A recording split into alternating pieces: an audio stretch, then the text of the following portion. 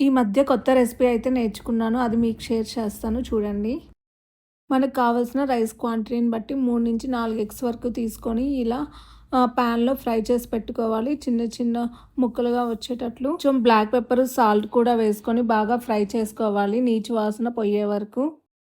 తర్వాత వీటిని పక్కన పెట్టుకొని అదే ప్యాన్‌లో కొంచెం ఆయిల్ వేసుకొని ఆయిల్ హీట్ అయ్యాక ముందుగా తరిగి పెట్టుకున్న వెల్లుల్లిపాయలు, పచ్చిమిరపకాయలు, ఆనియన్స్ కూడా వేసుకొని లైట్‌గా ఫ్రై చేసుకోవాలి. ఫ్రైడ్ రైస్‌కి అంత ఎక్కువగా ఫ్రై అయ్యే పని లేదు.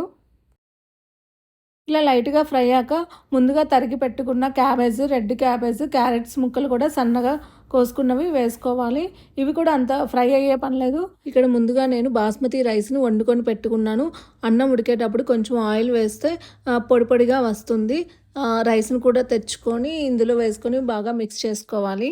తర్వాత ఇక్కడ కొంచెం టేస్ట్‌కి తగ్గట్టు చిల్లీ ఆయిల్ కూడా వేసుకోవాలి. ఆ తర్వాత ఇక్కడ రెడ్ వైన్ వెనిగర్ ఉంది కదా! అది ఆప్షనల్. మీకు ఇష్టమైతే వేసుకోండి. నేను ఇక్కడ కొంచెం లిటిల్ బిట్ అయితే వేసుకున్నాను.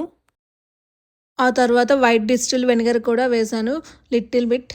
సోయా సాస్ కూడా ఒక స్పూన్ వరకు వేసుకోవాలి. టేస్ట్ అయితే చాలా బాగుంటుంది. వీటన్నిటిని మంచిగా మిక్స్ చేసుకొని తర్వాత రుచికి తగినంత ఉప్పు, లాస్ట్‌లో బ్లాక్ పెప్పర్ కూడా వేసుకొని బాగా టాస్ చేసుకుంటూ హై ఫ్లేమ్ మీద పెట్టుకోవాలి. దీనివల్ల ముక్కలు ఎక్కువగా ఫ్రై అవ్వకుండా ఉంటాయి.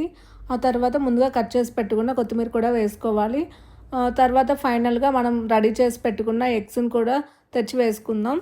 వీటన్నిటిని మంచిగా మిక్స్ చేసుకుంటే మనకు కావాల్సిన street style egg fried rice అయితే రెడీ అయిపోయింది. చూడ్డానికి చాలా మౌత్ వాటరింగ్‌గా ఉంది. చాలా టేస్టీగా అయితే ఉంది. మీరు కూడా తప్పకుండా ట్రై చేయండి. నాకు ఎలా వచ్చిందో కామెంట్ చేసేయండి. Thanks for watching. Please subscribe.